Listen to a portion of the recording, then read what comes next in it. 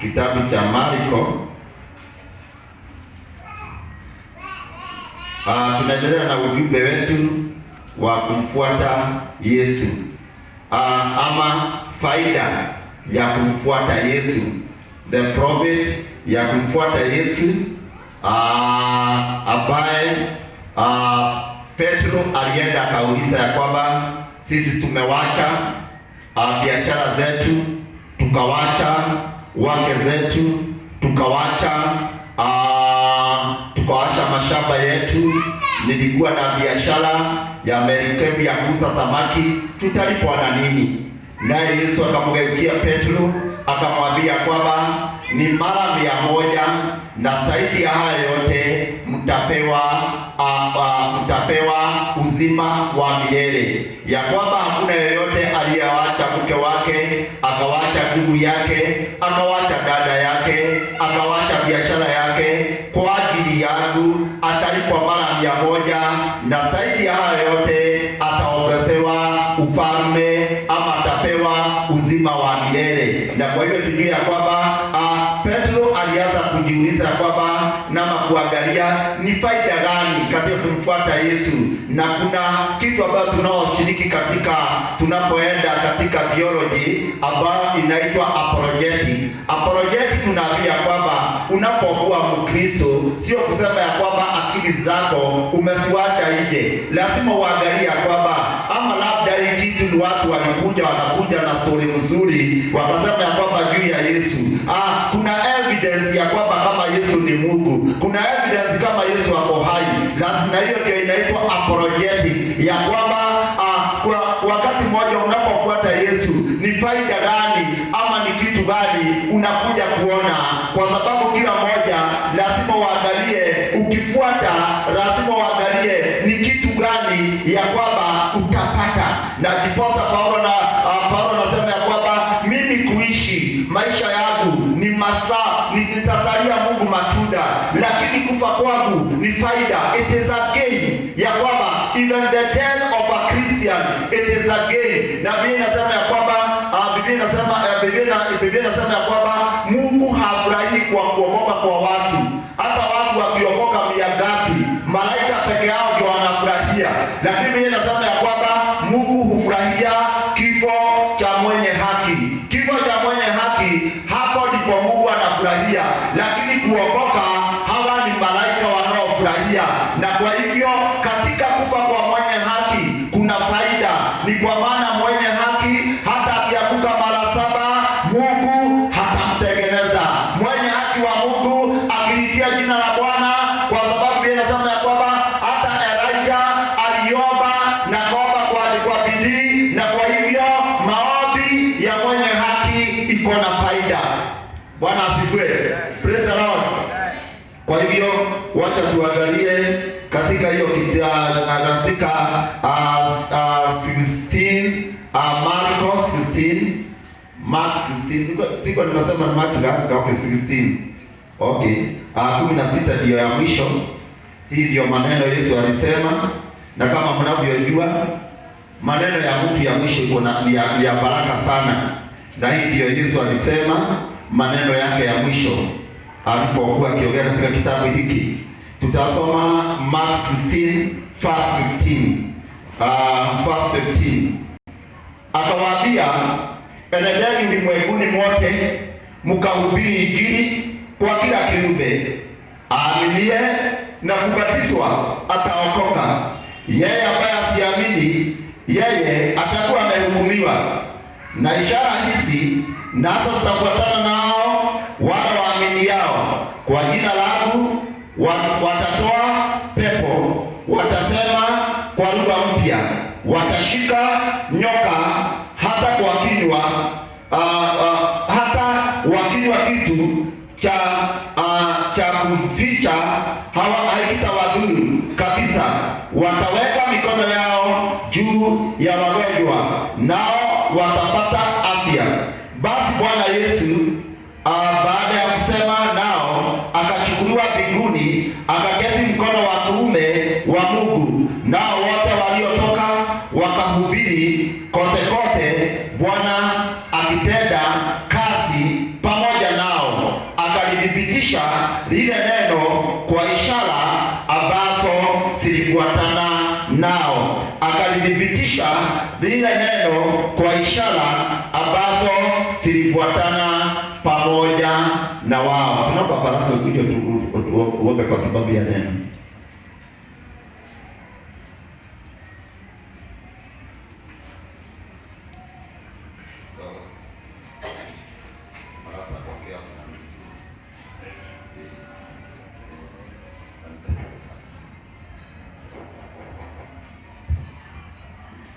Bwana asifiwe.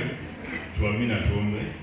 Mungu Baba, ni mchana mwema waje mbele zako mfalme wa falme. Nikisema ni asante Bwana, tukiwa na imani kuu kwamba wewe ambaye umetuongoza umetuandaa kufikisha wakati huu mzuri mfalme wa falme kwa mbele zako Mungu wetu. Tukiomba Bwana wewe kwa kuweza kufika mahali hapa Bwana, tunaendelea kuandaa mioyo yetu kwa jina lako takatifu Bwana. Kwa tunatambua vyema kwamba wanadamu hayapaswi kuishi bali kwa mkate pekee bali kwa neno kutoka kwa mfalme wa ajabu. Nasi tunaendelea tukiwa na imani kwamba mtumishi wako anaweza kumwandaa kumpa na lako takatifu Bwana. Napenda kutumenea mfalme wa ajabu na kwamba ulikuwa kaweza kufika juu yako kwa ujazia na hekima mfalme wa ajabu. Kaweza kumuongoza kumwezesha kumenea kulingana na mapenzi yako Bwana, tukaweza kupokea neno. Tukaishi kulingana na maandiko kama mtakatifu mfalme wa ajabu. Ni katika jina la Bwana Yesu Kristo tunaomba na kuamini. Nasa kaa chini. Katika bahari tumesoma tunasikia kwamba Yesu akawaambia wanafunzi wake katika mstari wa 17, na ishara hizi zitafuatana na hao waaminiao, kwa jina langu watatoa pepo, watasema kwa lugha mpya, watashika nyoka, hata wakinywa kitu hakitawadhuru, kitu cha kuficha hakitawadhuru kabisa. Wataweka mikono yao juu ya wagonjwa, nao watapata afya.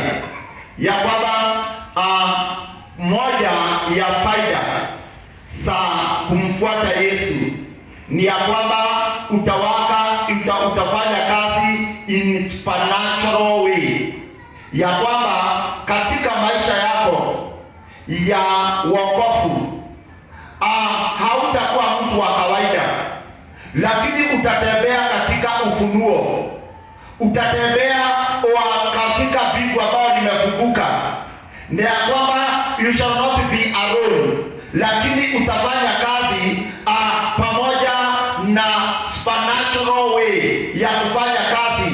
Na kwa hivyo unapoenda hata kama ni biashara, unapoenda katika kazi, unajua ya kwamba kwa sababu shida kubwa katika maishani mwetu, it is not about the natural man cannot receive from God. Mtu wa asili hawezi kupokea kwa Mungu, na kwa hivyo lazima uwe na imani ambayo inaopita, kwa sababu inaopita unaona Mungu akiwa mkuu, ukijua kwamba Mungu amekuweka, na unajua kwamba your destiny is such a big, such that hakuna mtu ambaye anaweza kuzuia destiny yako. Na ndiposa Biblia inasema ya kwamba God is so mighty but he despises nobody. God is so mighty but he despises nobody. Na ndiposa Biblia inasema ya kwamba Paulo akamwandikia Timotheo akamwambia kwamba let no man despise your youth, ya kwamba kuna watu walikuwa na dharau kwa Timotheo, wakimwambia kwamba hii maneno na kuambia Injili kama ni baba zako wangetuambia ingekuwa ni vizuri. Lakini Biblia inasema ya kwamba Timotheo, Paulo akamwambia Timotheo, akamwambia kwamba don't let anybody despise your youth, kwa sababu God is so mighty but he despises nobody. Watu wa dunia wanaweza kukudharau, watu wa kwenu wanaweza kukudharau, wasema ya kwamba you are not going nowhere, lakini ujue ya kwamba with God you are majority, with God you are more than a conqueror. Ukijua ya kwamba Yesu atakushindania na ukiwa na Mungu hakuna mtu wa kukushinda. Bwana asifiwe. Praise the Lord. With God victory is assured. Bwana asifiwe. Ya kwamba ukijua ya kwamba hata kama watu wataungana namna gani, hata watu wataongea mambo yako namna gani, unajua ya kwamba if God is on your side, who can be against you? Na kwa Biblia inasema ya kwamba tutaudharau namna gani wokovu mkubwa namna hivi ambao hapo kwanza ulinenwa na ulishuhudiwa na malaika,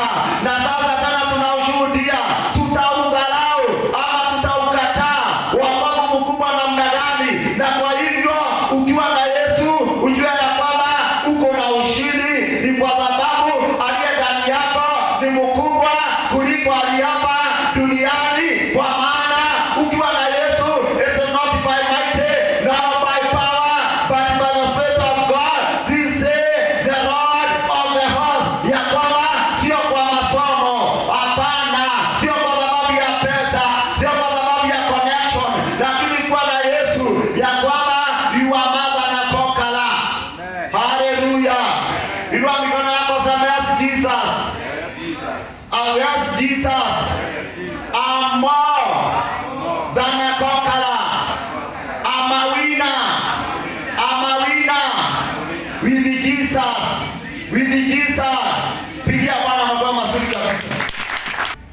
Point number 1. Wakati unapomfuata Yesu, uko na kitu inaitwa divine power. You have divine power. It is the will of God to give the church the wisdom.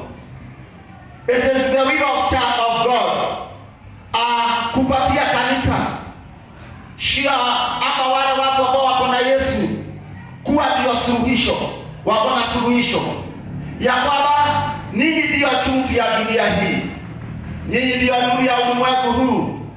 Angazieni duniani ili watu wote waone nuru. Ninyi ndio chumvi ya dunia hii, ya kwamba Mungu anataka ya kwamba unapokuwa na Yesu, hata kama ni kwa nyumbani unapoenda, hata kama ni wakati umeenda mkiwa katika zile kamtugeza za familia, ya kwamba uonekane wewe uko unique, uonekane ya kwamba you are of the class of your own. Wakati watu wanaposema mambo fulani, wewe hauingili mambo pale, kwa sababu unatakikana kuonekana ndani ya kanisa kuna suluhisho. Bwana asifiwe. Praise the Lord. Kuna wakati mwingine kama juzi nilipigiwa na mtu akaniambia kwamba vile ile ndoto ameota, na ninasikiza tu na simu, ananiambia mchungaji, nimeota hii ndoto, ilikuwa namna hivi, ilikuwa namna hivi. Sasa unajua na mimi sasa hiyo sijui, ukianza kuniambia sijui taanza wapi, nitaenda wapi, kwa sababu wewe na nimekusugua. Lakini wakati tu mara moja akienda kunimalizia, nasikia mara moja Mungu ame-download, Roho wa Bwana ame-download chochote ambacho hiyo ndoto inamaanisha. Bwana asifiwe. Ananiambia kwamba tulikuwa tunaambia kwamba tuzike, na ule mtoto tulikuwa tunamwambia tumzike na pesa. Nikamwambia kwamba hiyo mtoto ambao alikuwa anasema, mnaona mtoto anazika mtoto anamaanisha fiction, ya kwamba kuna watu ambao wanataka kuzika, ama wewe unataka kuzika maono yako, na finance inamaanisha kwamba pesa zako za shetani anataka kukuharibu you financially. Na kwa nikamwambia kwamba sio mtoto wako anakufa, lakini maono ya nyumba yenu, maono ya maishani mwenu. Yaani unaona, kwa sababu watu wa dunia hii kila kitu wamekosa. Hata wale unaona wako na pesa, lakini kuna kitu kimoja wanakosa. Kuna shida ambazo zinawasumbua, lakini wanataka kuona kwamba kanisa liwe na suluhisho. Na kanisa liwe na suluhisho, hata kama ni upande wa siasa, kanisa lionekane ndilo liko na suluhisho ambalo kanisa linaweza kusimama ya kwamba this say the Lord. Amen. Bwana asifiwe. Praise the Lord. Lakini haiwezi kusema this say the Lord na already umenunuliwa pikipiki. Bwana asifiwe. Umenunuliwa gari. Bwana asifiwe. Wacha wengine wanunuliwe, lakini wewe lazima usijue kwamba you hear from heaven. Hallelujah. Bwana asifiwe. Kwa hiyo jambo la kwanza tunahitaji, Mungu anataka kuachilia wisdom. Na hii wisdom anataka kuachilia maarifa katika the divine power. The divine power of God.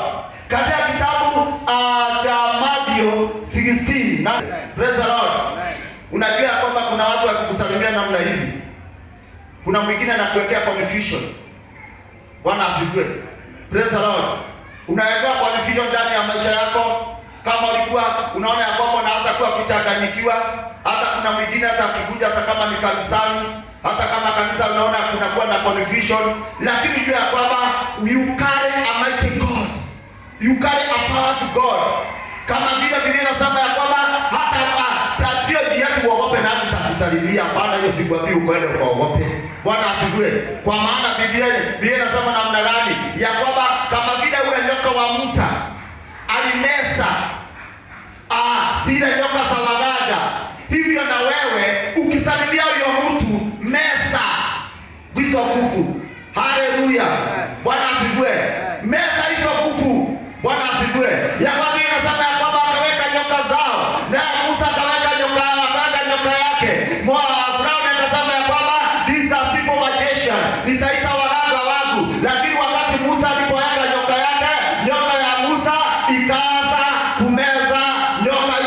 mwingine. Lazima ujue ya kwamba ukiwa na Mungu, hata pahali huko, hata kama ni kuuza uchawi na uganga, ukiwa na Yesu ndani yako, it is not about you. This is not your word. Hii ni neno la Mungu.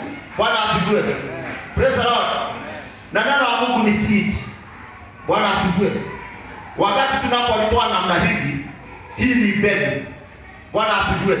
Na wakati unapoachilia mbegu inauliza itamea wapi? Bwana asifiwe. Wakati unapoona kwamba unapoenda unapoingia kwa watu, kuna mama moja alikuja pale Gikomba. Na huyu mama alipofika pale Gikomba, alikuwa ametoka Moro na alikuwa ameokoka. Akawacha ng'ombe zake huko wakati wa clashes za 1992. Na hakuna kitu alichukua hata nyumba yake. Kwa nyumba yake. Akuja hapa Nairobi akachukua kawaja kamoja. Within a short time, kiwaja pande hii amenunua. Pande hii amejengea watu choo ya kulipia. Sasa nikamwambia, kwani na wewe umekuja kumesa hawa watu hapa? Bwana asifiwe. Unaenda pahali na mesa hata kifuaja toto unanunua. Bwana asifiwe. Unaenda pahali biashara zote ziko hapo surrounding. Ya kwamba unaona kwa sababu ya anointing ambayo uko nayo. Unaona hata kama kuna watu walikuwa mbele yako kizito, unaona ya kwamba wale watu ambao wanakuwa wanajaribu, wanasema ya kwamba wanajaribu kushika anga lako, unaona ya kwamba already unaanza, hata kama ni promotion, unaanza kuona ya kwamba uko pale uko juu. Na kwa hivyo unahitaji kuwa na the divine power. The divine power. Na ndipo wakati wakazubia kwamba akaambia kwamba the divine power ikamfunulia. Hebu tusomee hapo. Tusomee hapo. Ulikataa kusimama nikuona, unajua karibu ni Sauli nilikuwa nimesema. Tusome hapo. Jesus replied, Yesu akajibu, Blessed are you, Simon son of Jonah, for this was not revealed to you by flesh and blood, but by my Father in heaven. My Father in heaven. Endelea hapo mbele. And I tell you that you are Peter. Nakuambia wewe ni Peter. And on this rock, na katika mwamba huu, I will build my church. I'm going to build my church. And the gates of Hades. And the gate of Hades will not overcome it. Will not overcome it. Usimamia hapo. Ya kwamba katika mwamba huu, Bwana asifiwe. This is the divine word of God inakonfirmiwa kwa Peter. Ya kwamba katika mwamba huu, I'm going to build my church. Kwa sababu wakati Yesu anapoanza kujenga kwako ama kukutumia katika mahali ya miujiza, lazima uanze kujua ya kwamba sasa lazima uwe na divine. Ya kwamba divine na Kiswahili ni nini? Ya kwamba kiungu, mambo ya kiungu. Na Biblia inasema ya kwamba, akasema ya kwamba nao milango ya kuzimu, the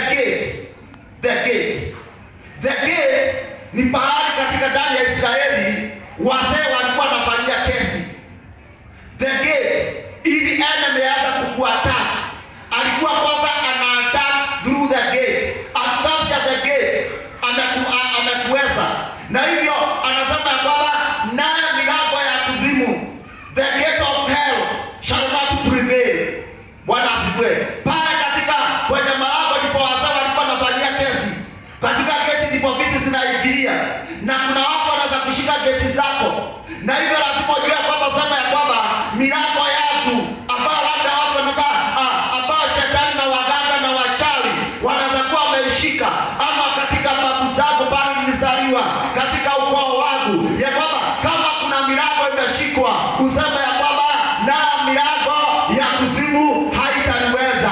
Katika kwenye mlango hapo ndipo utapitishia gari, lakini sio mlango, sio geti ile ya kawaida, lakini tunasema ya kwamba geti za kiroho ndani ya maisha yako, geti zako spiritually. Unaweza kuona ya kwamba kama ni ndoa yako ama pahali umeolewa, ya kwamba kuna geti ambazo ziko pahali pale, lakini akasema ya kwamba katika milango huu, katika mwamba huu, milango ya kuzimu haitaliweza. I'm going to build my church. I'm going to build my church, and the gate of hell shall not overcome my church. Bwana asifiwe. Praise the Lord. Lazima ujue kwamba you have the divine power. Bwana asifiwe. The divine power. Na soma hapo pengine, manzi hapo pengine. I will give you the keys of the kingdom of heaven.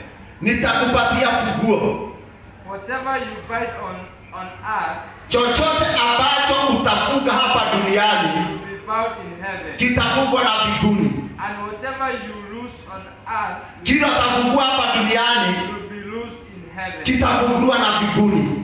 Haleluya. Bwana asifiwe. Haleluya. Sema inua mikono yako, sema nimepata funguo. Nimepata funguo. The divine key. The divine key. The divine key of my healing. The divine key financially. Divine key health-wise. I have my key. I have my key. The divine key. Fanya namna hii kufungue milango. Ya kwa kila milango ambayo imefungwa na shetani, kila lango limefungwa na watoto wako, kila lango ambalo limefungwa kwa mzee wako, kwa mke wako, kila lango limefungwa financially, ya kwamba ulifungue kiroho. Useme ya kwamba unapolifungua unasema fedha na dhahabu they belong to my God. Hatutakopa bali tutakopesha. Haleluya. Haleluya. Inua mikono yako, sema yes Jesus. Yes Jesus. Yes Jesus. Sema thank you Jesus. Thank you Jesus. Thank you Jesus for giving me the key. Haleluya. Pigia Bwana makofi mazuri kabisa. Unajua sasa lazima uwe na funguo. Na funguo ni neno la Mungu. Unapofika pahali unahitaji healing, unatumiaga neno gani? Unapofika kwamba unasikia kwamba ni kama umefika mwisho, you are going to die, unatumia neno gani? Bwana asifiwe. Unapoona kwamba kuna watu wamekuzunguka, use the key. Unajua kuna key ya wardrobe, kuna key ya kitchen. Na ukiweka key ya gate uweke kwa kitchen, haitafungua. Bwana asifiwe. Na hapo ndipo watu wengi wanapotelea. Bwana asifiwe. Kuna watu mpaka wanaenda Karura, anaenda anaomba 40 days, lakini kile kitu anaombea hakiambatani kama ni finances. Hautii neno la Mungu vile linasema. Na kwa hivyo you need to have a divine power. Point number 2. You shall be fruitful. Ya kwamba mtazaa matunda. Haleluya. Bwana asifiwe. Utatutazaa matunda. Bwana asifiwe. Ya kwamba mti unajulikana kwa kuzaa matunda. Ya kwamba you shall be fruitful. Yesu katika John 15 verse 16. Unaweza kukimbia hapo na utusomea. Ndio mzabibu, nani ni tawi. Tusomee. You did not choose me, Hamkunichagua, but I chose you, lakini niliwachagua and appointed you, na nika appoint, so that you might go and bear fruit. na ili mwende mkazae matunda, Fruit that will last, matunda ambayo itadumu, and so that whatever you ask, na chochote mtauliza the Father, in the name of in my name, katika jina langu, the Father will give you. Father will, Baba atawapatia. Bwana asifiwe. Hatuwezi jambo lolote. Yeye ndiye mzabibu na baba yake ni mkulima, na baba yake anasafisha matawi yote liko katika mzabibu. Ya kwamba unajua kwamba kuna vitu wakati mwingine Mungu anakusafisha, anasafisha moyo wetu, anasafisha maisha yetu. Yesu akasema ya kwamba neno ambalo ninawapatia ni roho na ni uzima, na hili neno litawasafisha. Na kwa hivyo wakati unaposikia neno la Bwana unaanza kusafishwa katika maisha yako. Na anasema ya kwamba nani hawezi kufanya jambo lolote bila kuwa ndani yangu, kwa sababu nyinyi mzabibu, mimi ndio mzabibu, nani ndio matawi. Na baba yangu anafanya kitu inaitwa pruning. Pruning, anaenda anatoa ile matawi ambayo haina faida, vitu ambazo zina faida, ili iweze kuzaa sana. Na kwa hivyo kuwa na Yesu utazaa, kama Biblia inasema ya kwamba kama vile fimbo ya Haruni, ambayo vile fimbo ya Haruni ilikuwa imechanuka maua, ya kwamba watu walikuja wakaweka fimbo zao, wakasema ya kwamba sio nyumba ya Haruni imechaguliwa, hata si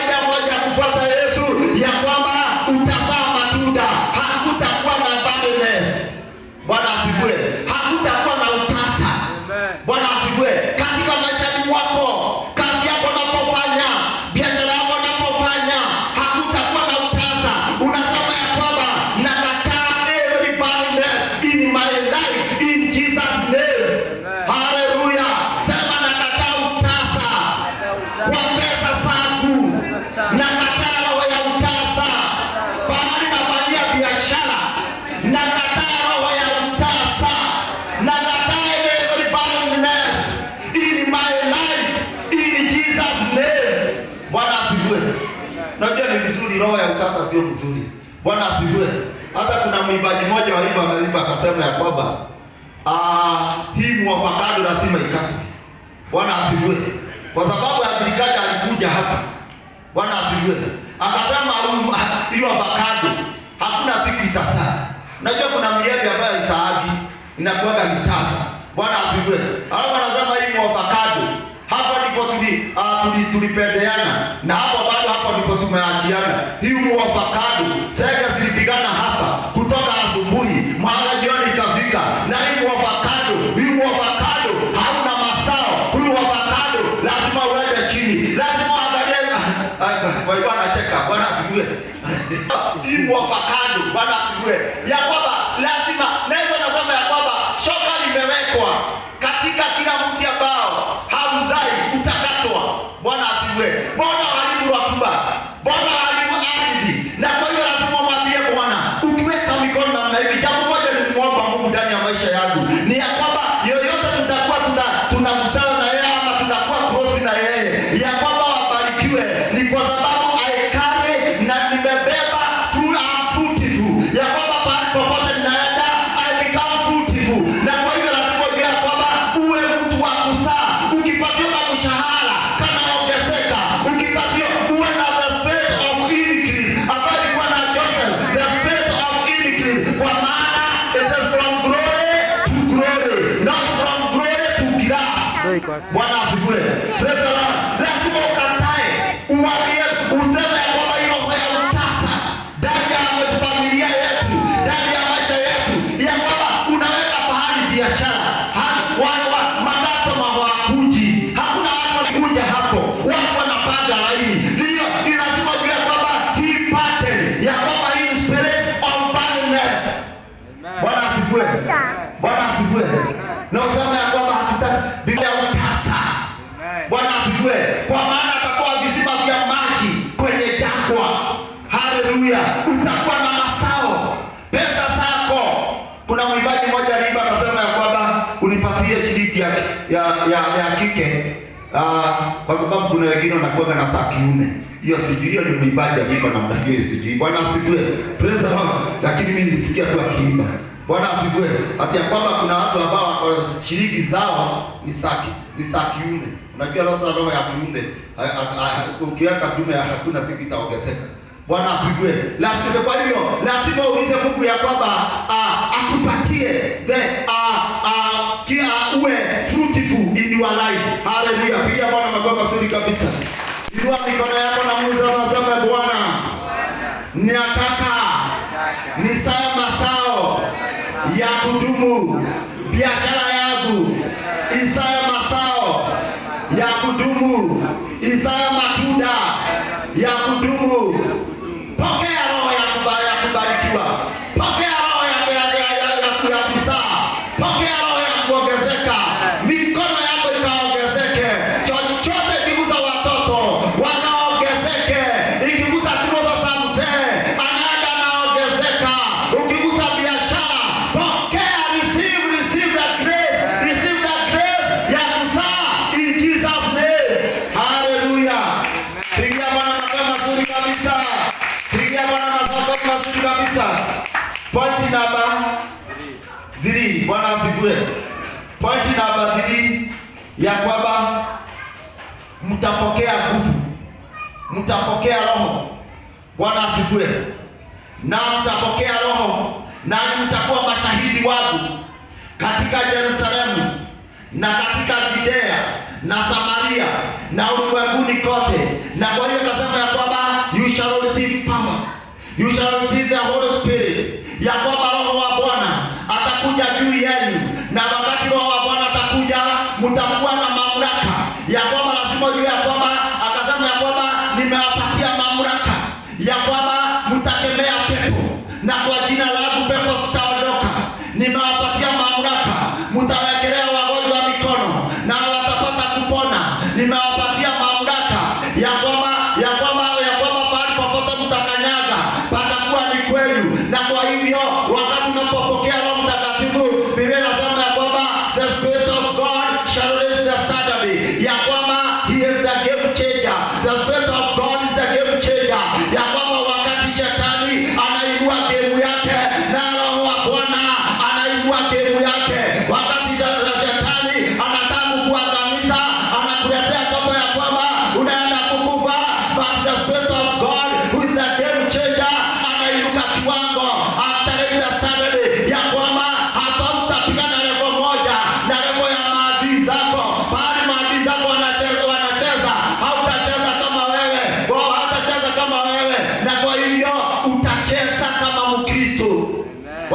asifiwe. Inua mikono yako sema cheza kama Mkristo.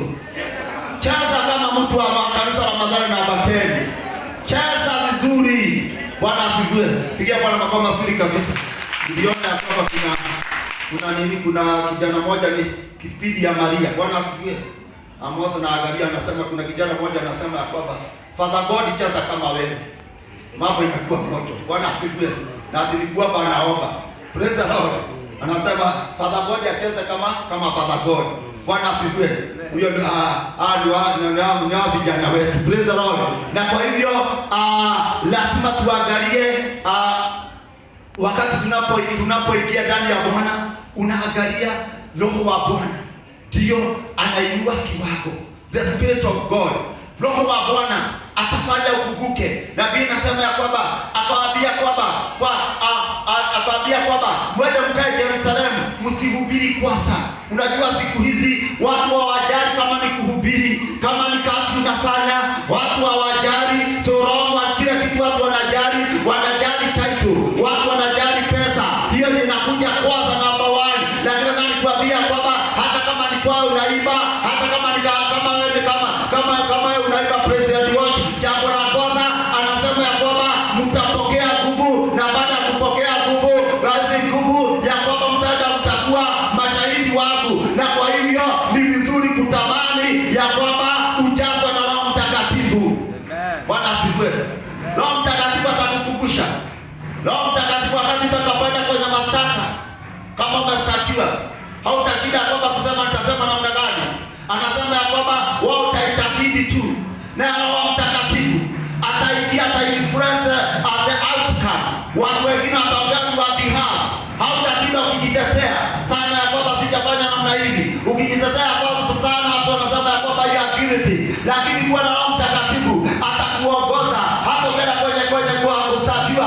Hautateta sana, lakini Roho wa Bwana atakutetea, atazungumza kwa behalf. Na kwa hivyo wacha uwe na Roho Mtakatifu, na kwa the Spirit of God utaenda, Mungu atakubariki na utaenda mbali sana.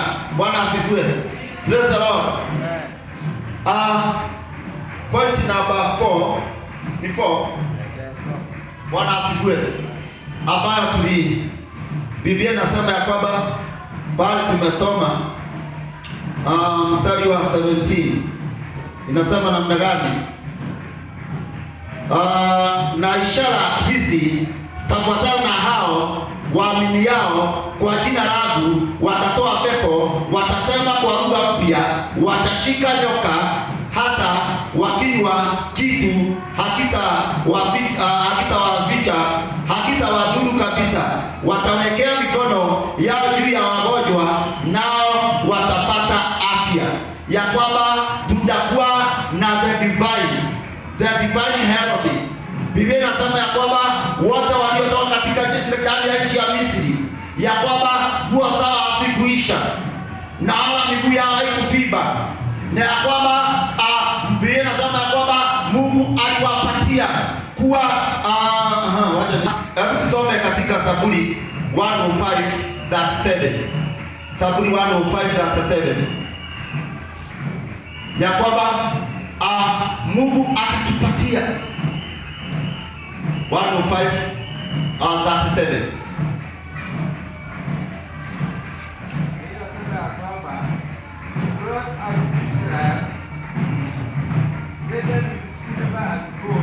Akawatoa Waisraeli na wakiwa na fedha na dhahabu. Bwana asifiwe. Yaani katika hii ya kwamba ukuwe na Mungu, najua unasikia kwamba walikuwa na fedha na dhahabu. Kwa hivyo lazima ndani ya maisha yako ujue ya kwamba unajua ile kitu ambayo inazuia usiwe na fedha na dhahabu ni kwa sababu unahubiriwa sana vumilia utalipwa huko. Lakini jua ya kwamba fedha na dhahabu tunapewa hapa duniani. Akawatoa wana wa Israeli, na wao ulienda akakuokoa. Baada ya kukuokoa anakupatia fedha na dhahabu. Bwana asifiwe. Praise the Lord. Ya kwamba gold and silver they belong to me. Na kwa hivyo kama jambo la kwanza ni kujua your life ama faida yako ya kumfuata Yesu, ya kwamba fedha na dhahabu Bwana anaachilia.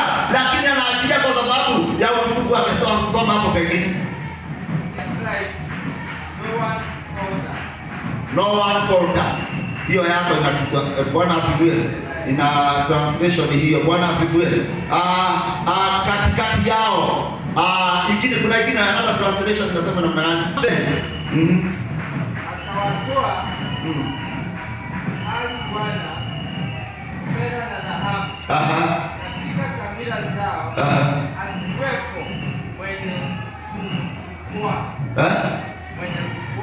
mwenye kukua. Bwana asifiwe. Hakukuwa na watu waliougua, hakukuwa na watu wagonjwa, na kwa hiyo lazima ujue ya kwamba wakati unapotembea katika maisha ya wokovu, ujue ya kwamba kuna kitu inaitwa the divine healing, ya kwamba kuna Bwana anasema ya kwamba tutawekelea wagonjwa, na hivyo wakati unapogojeka Yesu alikuja ili kutuponya, na Biblia inasema ya kwamba sio tu kutuponya katika mwili peke yake, lakini Biblia inasema ya kwamba alikuja kubaga hata roho. Wakati mwingine ndani ya moyo wako, hata kabla mwili haujafanya nini, hata kabla mwili haujaponywa, lazima kwanza upokee the inner healing, the inside man awe amepata uponyaji. Na kwa hivyo nasema ya kwamba kuna watu hapa tuko pamoja na wao, wengine walitumiwa vibaya, uliajiriwa pahali na mtu anatumia vibaya, mwingine alikuja akaolewa, baada ya kuolewa kama dada mwingine alikuwa ananiambia kwamba alikuwa ameolewa na akadivorce, na anasikiaga ya kwamba hata karibu ajigongeshe gari, hata kanashindwa ya kwamba mbona maisha haya. Alienda akatoa msichana wa kazi nyumbani, na baada ya kutoa msichana wa kazi alafu anaenda anamwacha kwa anaenda kazini, lakini akaambia kwamba mume wako anarudi nyumbani, na anaenda anachukua msichana wa kazi. Aliporudi siku moja akagonga mlango, hata watu wamefunga. Akasema kutoka hapo na wakadivorce, na hata siku ya leo ako na uchungu mkubwa ya kwamba how can somebody have done that for me. Na hata siku ya akasema ya kwamba hata waliomwambia kwamba wakati Mungu atafanya kazi ndani yako, sikwambii rudi yule mume, lakini sasa jambo la kwanza kubali the inner healing. Yesu anahitaji kuponya moyo. Bwana asifiwe. Aponye moyo wako. Bwana asifiwe. Akiponya moyo wako, Bwana atakubariki. Kwa hiyo lazima tujue kwamba Bwana anaachilia uponyaji. Kuna ukimwamini Mungu katika store ya Mungu kuna nini? Kuna viungo ambazo anaachilia mpya. Daudi akasema ya kwamba niupie moyo mpya, niupie moyo mpya, kwa sababu hii wangu already uko na miaka nyingi. Na kwa hivyo jua kwamba hata kama ni moyo mgonjwa, Mungu anaweza kukupatia. Kama ni vigo zako ambazo hizo vigo sasa hazifanyi kazi, kabla sisemi usiende hospitali, lakini kabla hujaingia hospitali, angalia kwanza tunaye Mungu ambaye anaponya magonjwa. Haleluya, haleluya. Kuna Mungu anaponya magonjwa, ya kwamba hata kama kuna kitu, hata kama ni ubongo wako uko na shida, ujue ya kwamba katika simu yangu ya Samsung, nikienda saa hii kiharibika, nikienda pahali pale Ruturi, nitakuta kundi ambao wako na spare part ya Samsung.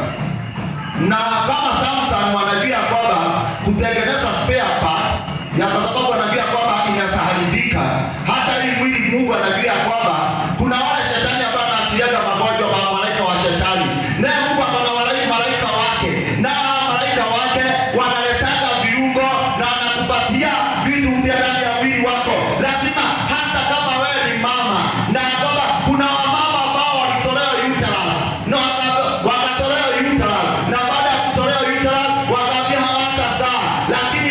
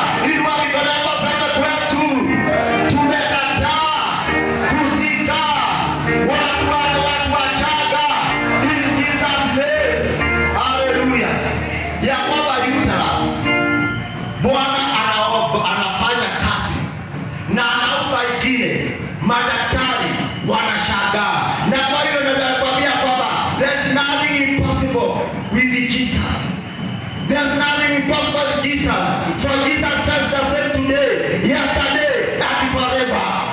Hallelujah. Jesus Christ the same today. Anaweza kufanya mikono imee. Bwana asifiwe. Praise the Lord. Anaweza kufanya miguu ikamea miguu. Bwana asifiwe. Mimi niliona ya kwamba mama mmoja amekuja kutuhubiria, hakuwa na mikono, lakini Mungu alienda kaomba Mungu na mikono yake ikachomoka. Alisikia, atuambia kwamba alianza kusikia joto na mara kidogo tu vidole tukachomoka na ikaanza kuwa na kufigo kidogo. Yenyewe sio kubwa sana, lakini wale mikono yake imerudi na imetokea. Nataka kuambia kwamba Jesus Christ the same today, yesterday, na kwamba kwa sababu haupokei ni kwa sababu unafikiria like a natural man. Don't think like a natural man. Think by the power and the divine of God. What God can do, no man can do. Ya kwamba uamini ya kwamba hata kama kuna mtu mmoja aliniambia kwamba kwa nyumbani walikuwa na sika mtu kila mwaka wanasika mtu, na sasa watu wakawa wanaisha. Akaambia sasa, kwa sababu fulani ameenda, wewe ndio utarudi, wewe ndio unaenda, wewe sasa mwaka huu ni wewe. Na akasema kwamba shetani, wewe ndio utaenda, mimi sitaenda. Akaenda mbele ya nyumba ya Bwana, akatoa dhabihu kwa Bwana, akasema kwamba jambo hili litakoma. Akamulilia Bwana, na alipomlilia Bwana sasa kuna miaka 10 na sasa bado anaishi, kwa sababu unapoomba kuna Mungu hapo mbinguni anabadilisha vitu. Bwana asifiwe. There's a God who heals. Bwana asifiwe. Kwa nini Mungu anaponya watu? Bwana asifiwe. Jambo la kwanza, to confirm the miracle and to confirm his word. Jambo lingine la pili, Mungu ambaye anaponya watu is to receive the glory.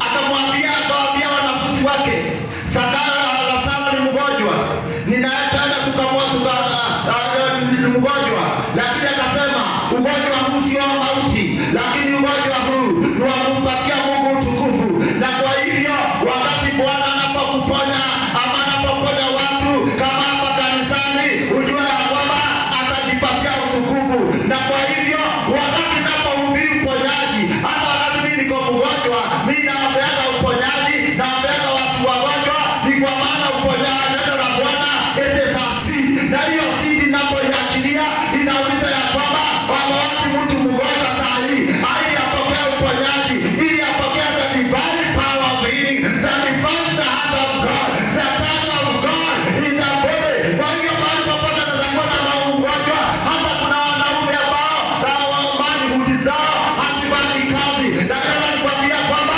Bwana anapeana mpya. Hata kama niko na mama woman hudi haifanyi kazi, Bwana anapeana mpya.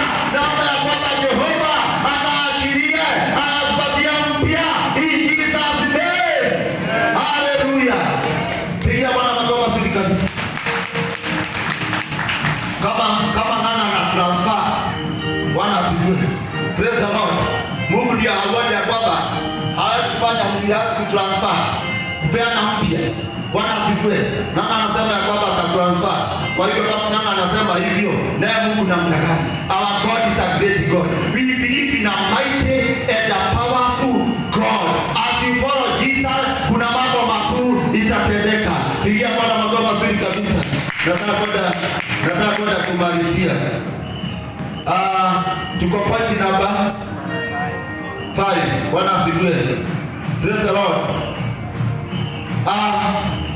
Wakati unapompokea Yesu, jambo lingine, faida moja kumpokea Yesu ama kuwa na Yesu, he intercedes on our behalf.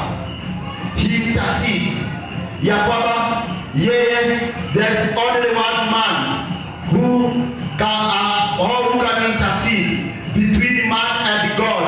And Biblia inasema ya kwamba, I think katika kitabu ya Timothy 2, I think first 2 Timothy verse 2 verse 5 inasema ya kwamba Biblia inasema ya kwamba there's only one God, there's not 10 God, there's not 12 God, there's only one God, and between that God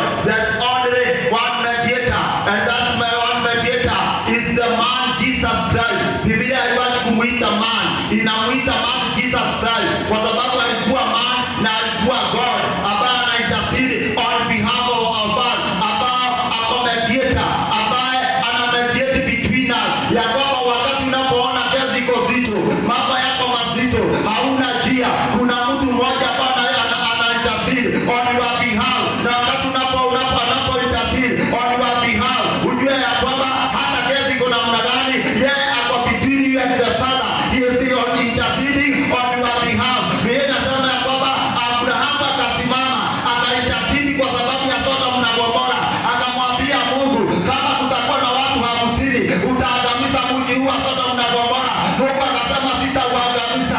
Akamwambia what about kukiwa na watu 25? Akasema sitauangamiza. Na hivyo Abrahamu akaintercede kwa sababu ya Rutu, na tujua kama vile Abrahamu aliintercede kwa sababu ya Rutu, na Abrahamu is the type of Christ, na tujua kwamba tunaye Yesu ambaye anaintercede. Hata tujua hapa kama kuna mambo magumu, dakika hii anaintercede on the behalf of the church of Mother number 10. Anaintercede katika kesi yako, hata kama hujaambia mtu yoyote, na nataka nikuambia kwamba hiyo iko ndani ya roho yako, hiyo maumivu iko ndani ya roho yako. Ako hapa na anaintercede, anamwambia Baba mtetee. Bwana asifiwe. Mtu ambaye anaintercede vizuri ni Musa. Musa akaambiwa na Mungu, ondoka katikati yao, niwaangamize wote. Wewe ndio nitakupeleka katika, nitakupatia jina kubwa, nao utaitanishwa na mimi. Musa naye akamwambia kwamba, kwa sababu Musa na yeye alikuwa mtu ambaye alipelekana na Mungu, akamwambia kwamba kabla hujawaangamiza hawa watu, Musa hakuwa selfish. Na hiyo ndio wakati mwingine anatuletea shida. Kama utawaangamiza, kwanza ondoa jina langu katika kitabu cha uzima, kwa maana wewe ndio alisema ya kwamba katika Abrahamu, katika Isaka na katika Yakobo uzao wako utaitanishwa, hautaitanishwa na Musa. Na akamwambia Mungu, hata utubu, kwa maana umefikiria jambo baya sana kuangamiza watu hawa ambao wameitanishwa na jina lako. Akamwambia kwamba Musa akamwambia, nimekubali intercession yako, sitawaangamiza. Na kwa hiyo naye Yesu anaintercede on our behalf. Kuna Yesu anaintercede wakati nahubiri hapa, kuna kanisa lingine huko mbinguni Yesu amelileta, anaintercede on our behalf. Wakati uko hapo, anaintercede on our behalf, na anaintercede by the blood, ambaye damu yake ambaye iliyomwagika pale msalabani. Biblia inasema ya kwamba yule kondoo ambaye alikuwa anauliwa katika the day of the atonement, ambaye ilikuwa mwaka mara moja, ya kwamba damu yake ilikuwa inapeleka kwenye hekalu, lakini kiwiliwili chake kilikuwa kinachomwa katika mji na nje ya mji. Na hivyo naye Yesu Kristo, Biblia inasema ya kwamba naye wakati alipokuja hapa, yeye kiwiliwili chake alipelekwa katika nje ya mji, hapo ndipo alipigwa misumari. Na Biblia inasema ya kwamba tutoka kule tukachukua suma zake ambao Kristo alianikwa nje ya mji, naye damu yake akaichukua akaipeleka kwenye hekalu, ambayo ni hekalu halisi, ambaye anaintercede on that blood of Jesus. Na kwa hivyo tujue kwamba tumenunua na vitu vya dhamana, na kwa hivyo damu ya Yesu Kristo inakuwekea the hedges. Bwana asifiwe. Kama kuna maradhi shetani atamlete, kama kuna kansa atamlete, kama kuna ugonjwa atamlete, ya kwamba Yesu anakuwekea hedges, ya kwamba hautakupata in Jesus name. Hallelujah. Tunaweza kusimama. We can start.